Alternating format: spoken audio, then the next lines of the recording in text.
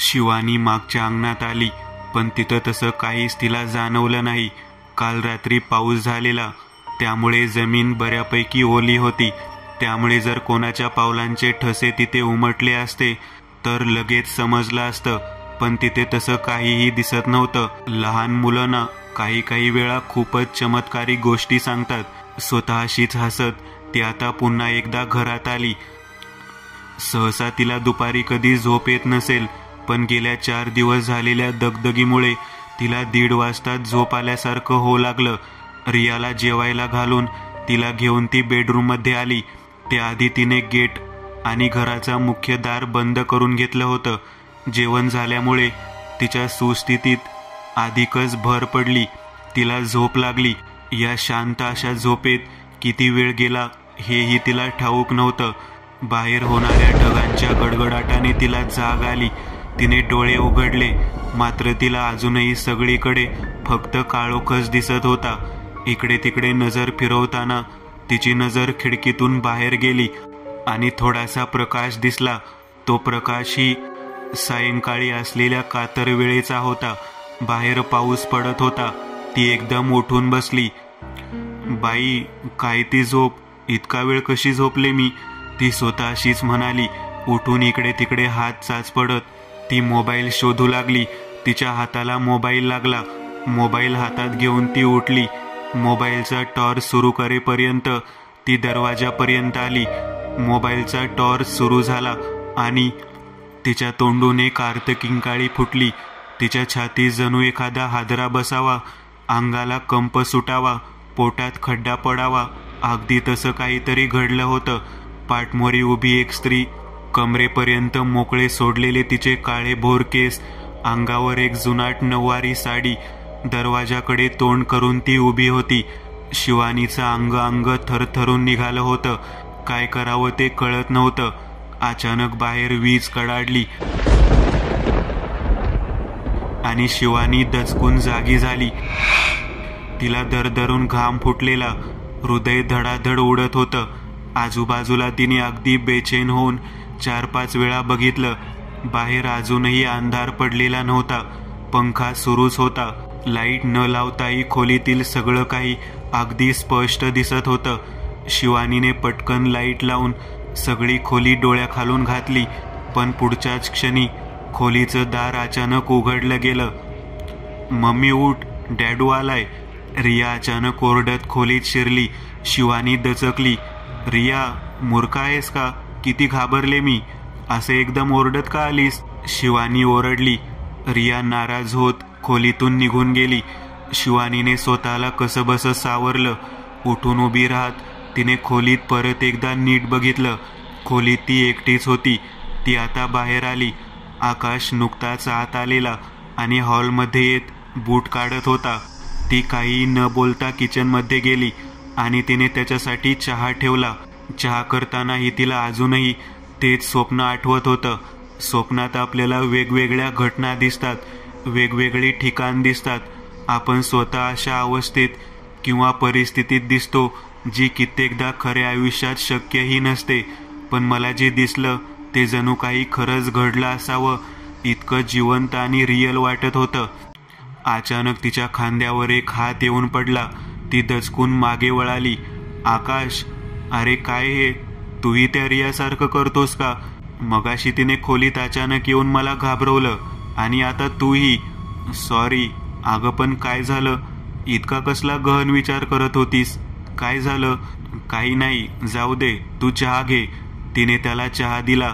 त्याने चहा घेतला आणि काही वेळ तो मोबाईल बघत हॉलमध्ये बसून राहिला. हळूहळू संध्याकाळ उलटून रात्र सुरू झाली. रात्रीचं जेवण वगैरे झालं. दुपारी झोप झाली असूनही तिला परत एकदा झोप येऊ लागली. बेडवर आडवी झाल्या झाल्या ती झोपली. पण रिया पण आज खेळून खूप थकली होती. मध्यरात्र झाली. रियाला आज परत एकदा त्याच वेळी आपोआप जाग आली. पण आज तर तिला तहानही लागलेली नव्हती. ती बेडवरून उठून उभी राहिली. बेडरूमचं दार उघडच होतं आणि बेडरूमच्या दरवाजाच्या मधोमध तिची ती बाहुली होती. बाहुलीला बघून रियाच्या चेहऱ्यावर हास्य उमटलं. ती बाहुलीच्या जवळ आली. बाहुली कडेवर घेऊन ती आता तिथून खाली निघाली. जिन्याच्या मधल्या टप्प्यात येत तिने खिडकीची बंद झडप बाजूला सरकवली. बंगल्याच्या मागच्या भागात एक वृद्ध पुरुष कमरेभोवती एक लंगोट गुंडाळून चित्रविचित्र पद्धतीत हालचाली करत उभा होता. तो जणू कोणतं तरी नृत्य करत असावा असं वाटत होतं. तोंडाने विचित्र आवाज काढत तो तसा गोल गोल फिरत होता. अंगाला जागोजागी त्याने कसला तरी रंग लावलेला होता. तोच रंग चेहऱ्यावरही लावलेला. अचानक बाजूच्या अंधाऱ्या जागेतून एक म्हातारी घाईघाई तिथे येऊन मध्येच बसली. आता तो म्हातारा तिच्या भोवती फिरत होता. ती म्हातारी हाताने चित्रविचित्र इशारे करत त्या घराच्या भिंतीकडे बघत काहीतरी मूक भाषेत हातवारे करत बोलायचा प्रयत्न करत होती. अचानक ती जमिनीवर हात आपटू लागली, बोट मोडू लागली. विचित्र आवाजात ती किंचाळली आणि आता ते दृश्य पाहून मात्र रियाच्या मनात भीती डोकावू लागली. तिच्या निष्पाप बालमनालाही कुठेतरी आता जाणवलं होतं जे घडतंय ते सामान्य नसून काहीतरी विकृत घडतंय. तिचा श्वास वाढला. पॅनिक अटॅक सारखं काहीतरी तिला जाणवलं आणि काही ओरडायच्या आत ती जागीच कोसळली. ए रिया, ए बाळा, अगं उठ, काय होतंय तुला? इथं अशी कधी पडलीस? रियाच्या कानावर एकाच वेळी आकाश आणि शिवानी दोघांचे आवाज येत होते. तिने हळूहळू डोळे उघडले. शिवानी रडकुंडीला आलेली आणि आकाश काळजीने अर्धा झालेला. बाळा, काय झालं? शिवानीने तिला उठवलं. रिया काहीच बोलत नव्हती. तिला जो मानसिक धक्का बसला होता तो शब्दात सांगणं अवघड होतं. ती सांगून सांगून सांगणार तरी काय होती. आकाशने तिला उचललं व बेडरूममध्ये घेऊन आला. ती शून्यात नजर लावून नुसती एकटक बघत होती. कदाचित नुकतंच त्या दोघांना ती तिथे बेशुद्ध होऊन पडलेली समजलं होतं, कारण अजूनही बाहेर अंधारच होता. तिला पाणी दिलं. तिने ते प्यायलं, पण काहीच बोलली नाही. काय झालं असेल आकाशीला? काही बोलत नाहीये, रडतही नाहीये. शिवानी म्हणाली, अगं तिला झोपेत चालायची सवय आहे, विसरलीस का? तसंच काहीतरी झालं असेल. थोड्या वेळात तिला झोप येईल. उद्या सकाळी ती एकदम नॉर्मल होईल. डोंट वरी, आकाश म्हणाला. शिवानीने खूप प्रयत्न केला तिला झोपवायचा, पण ती नुसती छताकडे नजर लावून पडून राहिली. या सगळ्यात एक गोष्ट तिने स्वतःच्या जवळून वेगळी होऊ दिली नव्हती. तू म्हणत असशील तर आज सुट्टी घेतो, तिला डॉक्टरकडे घेऊन जाऊया का? आकाश म्हणाला. मलाही तसंच वाटतंय, पण तू सुट्टी नको घेऊस. एकतर 2च दिवस झाले तुला जॉईन होऊन. आत्ताच सुट्ट्या घेणं म्हणजे इमेज खराब होईल. मी जाईन तिला घेऊन डॉक्टरकडे. रत्नागिरी सिटीमध्ये आहेत काही चांगले डॉक्टर, शिवानी म्हणाली. पण मला एक सांग, तिला झोप कधी लागली रात्री? मला देखील नाही समजलं. सुरुवातीला कितीतरी वेळ नुसती छताकडे बघत बसलेली, मग मात्र मला झोप लागली. सकाळी मी उठून बघितलं तर ती झोपलेली, बाहुलीला जवळ घेऊन, शिवानी म्हणाली. तितक्यात पायऱ्या उतरून रिया खाली आली. कडेवरती बाहुली तशीच होती. पप्पा, तुम्ही अजून कामाला गेला नाहीत? तिने विचारलं. निघालोय मी बेटा. आता तू कशी आहेस? काल रात्री काय झालं होतं नक्की? तू तिथे जिन्यात कशी काय गेलीस? आकाशने विचारलं. आठवत नाही पप्पा, मला काहीच आठवत नाही.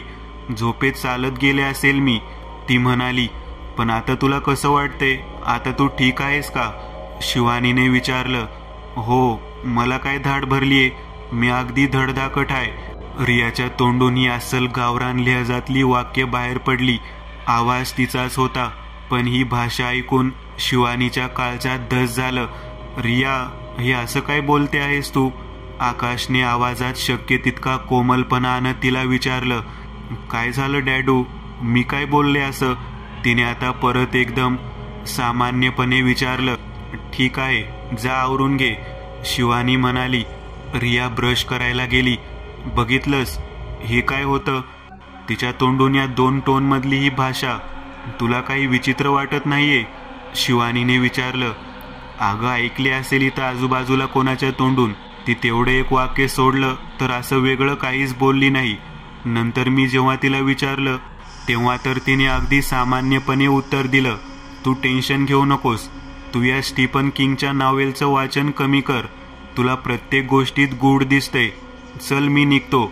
असं म्हणून आकाशने बॅग खांद्याला लावली आणि तो निघून गेला. रियाने आंघोळ वगैरे उरकली. तिने केसही धुतले होते.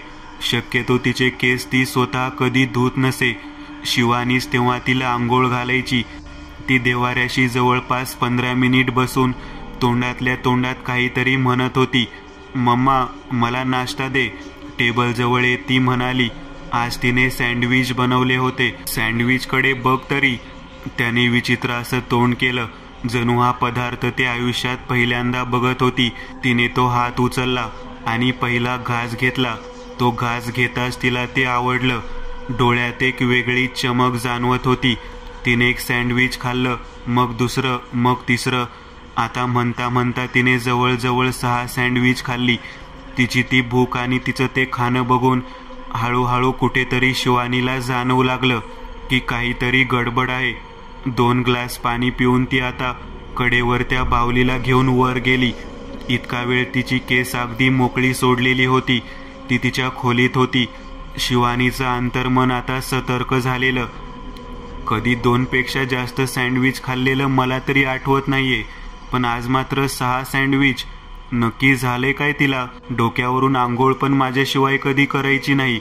आज मात्र तिने स्वतः सगळं आवरलं. तिच्यात खूप चमत्कारिक बदल होतोय, पण का आणि कसा? दुपारचे 12 वाजत आले. अजूनही ती तिच्या खोलीतच होती. तिची ती खोली, जिथं तिची खेळणी आणि सगळं सामान ठेवलं होतं. पण रात्री झोपताना मात्र ती आईबाबाच्या सोबतच झोपायची. त्या खोलीत ती खेळणी घ्यायला किंवा ठेवायला यायची. पण आज मात्र गेले 3 तास ती तिच्या खोलीत होती. दार बंद होतं. घरातली सगळी कामं आवरून आता शिवानीने अखेर त्या खोलीत जाऊन बघायचं ठरवलं. ती पायऱ्या चढत चढत वर आली. त्या खोलीच्या जवळ येत तिने दरवाजाला कान लावले. रियाच्या हसण्याचा आवाज येत होता. ती एकटीच खेळत असावी. शिवानीने दार अलगद बाजूला केलं आणि तिच्या नजरेला काहीतरी विचित्र असं भासलं. रिया खोलीच्या कपाटाच्या आडोशाला बसलेली आणि कोणीतरी तिच्या मागे कपाटाच्याच आडोशाला होतं. कारण तिच्या मोकळ्या केसांना जणू ते जे काही होतं ते विंचरत होतं. असं काही क्षणासाठी ते दृश्य तिने स्वतः पाहिलेलं. अगदी क्षणभरच ते दृश्य तिला दिसलं होतं. त्यामुळे त्यानंतर तिलाही क्षणभर स्वतःच्या नजरेने पाहिलेलं दृश्य खरं की भास यावर शंका येऊ लागली. ती पटकन खोलीत आली. रिया जागची हलली नाही, पण तिच्या चेहऱ्यावरचं हास्य मात्र हळूहळू विरून गेलं होतं. कपाटाजवळ येत शिवानीने पाहिलं, तिथे कोणीच नव्हतं. कोणाशी बोलत होतीस? कोण होता आता इथं? शिवानीने विचारलं. कोणीच नाही मम्मा, मी आणि ही माझी बाहुली. मी बाहुलीशी खेळत होते. रियाने अगदी सामान्यपणे उत्तर दिलं. शिवानीने सगळीकडे नजर टाकली, पण कोणीच नव्हतं. मलाच भास झाला असेल, तिथे तर कोणीच नव्हतं. पण मग ती हसत का होती आणि मला पाहून तिच्या चेहऱ्यावरचा रंग का उडाला? शिवानी विचार करत करत बाहेर आली. खोलीचं दार तिनेच बंद करून घेतलं. 4 पायऱ्या उतरून ती जरा खाली आली आणि परत एकदा रियाचं हसणं खिदळणं सुरू झालं. म्हणता म्हणता दुपार झालेली. 2 वाजता रिया खोलीतून बाहेर आली. पायऱ्या उतरून ती हॉलमध्ये आली. तिचं रूप बघून शिवानीच्या अंगावर क्षणभर काटाच उभा राहिला. हेअरस्टाईल बदलून गेली होती. आजवर कधीच 2 वेण्या न घालणारी ती आज 2 वेण्या घालून आलेली. मम्मा, मी कशी दिसते? तिने विचारलं. छान दिसतेस, पण या वेण्या कोणी बांधून दिल्या? तू स्वतः बांधल्यास? शिवानीने विचारलं. ते मी नाही सांगणार, ते सिक्रेट आहे. विचित्र असं ते तिचं हास्य नेहमीसारखं राहिलेलं नव्हतं आता. सांग ना बाळा, तुझ्या वेण्या कोणी घातल्या? मी कोणाला नाही सांगणार. उसना अवसान आणून शिवानी तिच्याशी संवाद चालायचा प्रयत्न करत होती. नाही मम्मा, ते आमचं सिक्रेट आहे. ते मी तुला नाही सांगणार. सिक्रेट कधी आपण कोणाला सांगतो का? रिया किचनकडे गेली. शिवानी तिला मागून नुसती बघत राहिली. तिलाच देखील आता रियाची भीती वाटू लागली होती. रिया किचनमध्ये गेली, पण जाता जाता तिने मागे वळून जो एक कटाक्ष टाकला तो पाहून आता शिवानीला कळून चुकलं होतं की समोर दिसणारी रिया आता तिची रिया राहिलेली नाही, ती कोणीतरी दुसरीच आहे. किचनमध्ये रियाने स्वतःचं जेवण स्वतः वाढून घेतलं होतं. तिच्या लहानशा देहाला लागणारा आहार चमत्कारिकरित्या आता वाढला होता. एका पोळीच्या वर कधीही न खाणारी रिया आज 4 पोळ्या खाऊन शिवाय भात खात होती. किचनच्या दारातून थरथरत्या अवस्थेत शिवानी तिला नुसती बघत राहिली. तिला आता खूपच जास्त काळजी वाटू लागली होती. पण आता करायचं काय नक्की तेच तिला कळत नव्हतं. जेवण उरकून शांतपणे तिच्या खोलीत निघून गेली. आज ती अंगणात किंवा घराच्या बाहेर गेलीच नव्हती. ती दिवसभर तिच्या खोलीतच खेळत होती. म्हणता म्हणता संध्याकाळ झाली. आकाश ऑफिसवरून परत आला. डोक्याला हात लावून बसलेली शिवानी त्याचीच वाट बघत होती. काय ग, अशी का बसली आहेस? आकाशने विचारलं. आकाश, काहीतरी गडबड झाली आहे. रियाचं वागणं चमत्कारिकरित्या बदललं आहे. काल रात्री या घरात काहीतरी घडलंय जे आपल्याला माहिती नाहीये. शिवानी बोलू लागली. तिच्या लहानशा देहाला लागणारा आहार चमत्कारिकरित्या आता वाढला होता. एका पोळीच्या वर कधीही न खाणारी रिया आज 4 पोळ्या खाऊन शिवाय भात खात होती. किचनच्या दारातून, आकाश, काहीतरी गडबड झाली आहे. रियाचं वागणं चमत्कारिकरित्या बदललं आहे. काल रात्री या घरात काहीतरी घडलंय जे आपल्याला माहिती नाहीये. शिवानी बोलू लागली. अगं, नक्की झालंय काय? काय म्हणायचंय तुला? असं काय बदल झालंय तिच्यात? अरे, आज दिवसभर तिच्या खोलीत आहे ती. दिवसभरात बाहेर आली नाही. आली होती ती फक्त जेवायला. तिचं जेवण तर चमत्कारिकरित्या वाढलंय. सकाळी तिने 1-2 नाही तर जवळपास 6 सँडविचेस खाल्लेत. जेवणाला कधी ती 1 पोळीच्या वर खात नव्हती, पण आज तिने 4 पोळ्या आणि शिवाय भात खाल्लाय. तिच्या खोलीत मी गेले होते दुपारी. एकटीच हसत होती. जणू कोणीतरी खोलीत तिच्या सोबत होतं असा मला आभास देखील झाला. आणि तिचा अवतार बघ. तुला कळेल मी काय म्हणते ते, शिवानी म्हणाली. अचानक पायऱ्यांवरून धावत रिया खाली आली. आकाश तिला नुसता बघतच राहिला आणि मग त्याने वळून शिवानीकडे बघितलं. तू काय म्हणत होतीस? ही तर अगदी नॉर्मल दिसतीये. तिच्या नॉर्मल मोकळ्या केसांकडे बघत तो म्हणाला. डॅडू, कधी आला तू? कसा होता आजचा तुझा दिवस? नेहमी हाच प्रश्न ती त्याला विचारायची जेव्हा तो कामावरून परत यायचा. तिची हेअरस्टाईल आता नॉर्मल होती. तिचं बोलणं आता नॉर्मल होतं. हे सगळं पाहून शिवानीला देखील आता धक्का बसला होता. दिवसभर ती शिवानी समोर एक आणि आता आकाश समोर वेगळेच काहीतरी वागत होती. त्याने तिला उचलून घेतलं. तिच्याशी गप्पा मारत मारत आता तो वर गेला. फ्रेश वगैरे होऊन तो जरा तिच्याशी खेळला देखील. हे सगळं घडत असताना शिवानी मात्र वेगळ्याच दहशतीखाली होती. थोड्या वेळाने तो किचनमध्ये आला. तो काहीतरी बोलणार तेवढ्या शिवानीने बोलायला सुरुवात केली. माहिती आहे मला, मी जे म्हणत होते तसं काहीही तुला दिसलं नाही. खरं तर माझं चुकलं. मी तिचा फोटो वगैरे काढून ठेवायला पाहिजे होता. ती जराशी चिडचिड करू लागली होती. अगं, मला तसं म्हणायचं नाही की तू खोटं बोलत आहेस, पण लहान मुलांचं वागणं कधी कोणाला समजले का? लहान मुलांचे वागणं प्रत्येक दिवशी बदलत असतं. त्यामुळे मी एकच म्हणीन की तू खूप जास्त विचार करत आहेस. एवढा विचार करू नकोस. तिला मोकळीक दे, तो म्हणाला.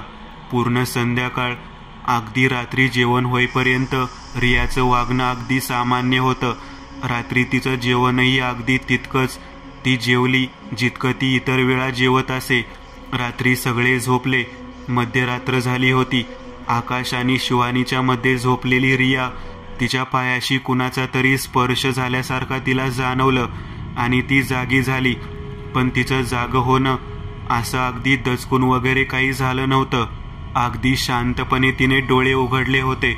स्वतःच्या पायाकडे नजर टाकत तिने एक स्मित हास्य केले. तिच्या पायाच्या जवळ असलेली ती बाहुली, त्या बाहुलीचं मुंडकं आता तिच्याच कडे वळलेलं होतं. ती उठून बसली. ती बाहुली तिने कडेवर घेतली. झोपली नाहीस तू? खेळायला आलीस? तिने हळू आवाजात बाहुलीला विचारलं. चल, आपण खेळू. बाहुलीला कडेवर घेत ती आता खोलीतून बाहेर आली. जिन्याच्या मधल्या टप्प्यात येत तिने खिडकीची झडप उघडली. झडपेतून खाली बघत तिने स्मित केलं. खिडकीच्या अगदी खाली मागच्या अंगणात उभा तो माणूस खिडकीच्याच दिशेला बघत उभा होता. रियाकडे बघत त्यानेही स्मित केलं. विचित्र असं त्याचं ते रूप. आज अगदी स्पष्ट दिसत होतं. लगेचच त्याच्या बाजूला एक म्हातारी येऊन उभी राहिली. स्मित करत तिने हाताचा इशारा करत रियाला बाहेर बोलावलं. जायचं का बाहेर? तिने बाहुलीकडे बघत विचारलं. बाहुलीचं शिवलेलं तोंड आता उघडलेलं होतं. जणू ती रियाला सांगत होती की लगेच चल. सकाळ झाली होती. शिवानी उठून बसली. नुकतेच 6 वाजले असतील. बाजूला रिया दिसत नव्हती, पण आकाश झोपलेला होता. ती चटकन उठली आणि खोलीतून बाहेर आली. जिना उतरून ती खाली आली. हॉलच्या सोफ्यावर ती झोपली होती. बाहुलीला तिने कवटाळून घेतलं होतं. शिवानी हळूहळू तिच्या जवळ आली. अंगावरची चादर तिने हटवली. सगळं काही सामान्य होतं, पण ही मध्येच उठून इकडे का आली असावी याचं काही उत्तर तिच्याकडे नव्हतं. रिया उठ, इथे काय करत आहेस तू? शिवानीने तिला उठवलं. ती डोळे चोळत उठली. इकडे तिकडे बघत तिलाही जरा आश्चर्य वाटलं की ती इथं कशी आली. अगं मला पण आठवत नाही. बरं जा वर जाऊन झोप, शिवानी तिला म्हणाली. हो. ती पायऱ्या चढून आता वर आली आणि बेडवर येऊन आडवी पडली. छताकडे डोळे लावून ती कसला तरी विचार करत होती. तिच्या चेहऱ्यावर एक विचित्र असं स्मित उमटलं. तिने त्या बाहुलीकडे बघितलं. त्या बाहुलीच्या ओठांचीही तशीच हालचाल झाली. बाहुली छातीशी कवटाळून ती झोपी गेली. आकाश ऑफिसला जायची तयारी करू लागलेला. आज सकाळी पण तेच झालं. ती हॉलमध्ये झोपलेली. ही रात्रीची बेडरूममधून बाहेर जाते ही गोष्ट साधी नाहीये, शिवानी म्हणाली. पण तिचं वागणं तर नॉर्मलच आहे. अगं तू उगाच जास्त विचार करू नकोस आणि मलाही जास्त विचार करायला लावू नको. आज खूप महत्वाची मीटिंग आहे, मला चहा दे, तो म्हणाला. ती गॅसवर ठेवलेलं दूध बघायला आली. ओ नो, दूध नासलं, ती म्हणाली. काय? बरं सोड, ब्लॅक टी दे, मला उशीर होतोय, तो म्हणाला. तिने त्याला ब्लॅक टी दिला. चहा घेऊन तो लगेचच निघाला. रियाचं सगळं आवरून झालं होतं. आज तिने नाश्ता देखील केला नाही. रिया, अगं पोहे केलेत, खाऊन घे, शिवानी तिच्या मागे 3-4 वेळा ओरडली. मला भूक नाही, असं म्हणून ती खोलीत निघून गेली. 1-1.5 तास झाला होता ती तिच्या खोलीतच होती. शिवानी कामात गुंतलेली होती. आज ती किचनची साफसफाई करण्यात व्यस्त होती. सकाळपासूनच ओट्याच्या जवळचं बेसिन तुंबलेलं होतं. खरं तर असं होण्याचे काही कारण नव्हतं, कारण काल रात्रीपर्यंत तर सगळं काही व्यवस्थित होतं, पण सकाळपासूनच पाणी तुंबत होतं. स्टोअर रूममध्ये जाऊन ती छोटा लोखंडी रॉड घेऊन आली. बेसिनची जाळी बाजूला करत तिने तो लोखंडी रॉड तिथून खाली सरकवला. पाईप साफ करण्यासाठी ती तो रॉड वर खाली करू लागली. 2 ते 3 मिनिट तसं केल्यावर तिने तो रॉड वर काढला. रॉडला भरपूर घाण चिकटून रॉडच्या टोकाला लागलेली दिसत होती. काळ्या कुरळ्या केसांचा एक पुंजका त्या सिंकच्या पाईपमध्ये अडकलेला होता, जो रॉडला चिकटून वर आलेला दिसत होता. कुरळी काळीभोर चमकदार ती केस अचानक त्या पाईपमध्ये कुठून आली हा प्रश्न तिला सतावू लागला. तिची स्वतःची केस कुरळी नव्हती. रियाची केस देखील कुरळी नव्हती. रिया आणि तिच्या केसांचा रंग देखील इतका काळाभोर नव्हता. त्यांची केस लाईट ब्राउनिश अशा रंगाची होती आणि आकाशची केस तर अशीही फार लांब नव्हती. मग हे अचानक कुठून आलं? अगदी काल रात्रीपर्यंत सिंक व्यवस्थित होतं, मग अचानक हे सगळं काय घडत होतं? तिने तो पुंजका कचऱ्यात टाकला, पण ती गोष्ट तिच्या मनात राहून गेली. ती आता किचनची साफसफाई करून झाल्यावर जराशी रिकामी झाली आणि हॉलमध्ये येऊन बसली. आज घरात तिला जरा विचित्रच वाटत होतं. सकाळपासून ती कामात व्यस्त होती, त्यामुळे तिला जाणवणारी गोष्ट तिने नजरअंदाज केली होती. घरातील विचित्र प्रकारची नकारात्मकता आज सकाळपासूनच जाणवत होती. अगदी शिवानीला जाग आल्यापासूनच तिला अगदी घरात नको नकोसं झालं होतं.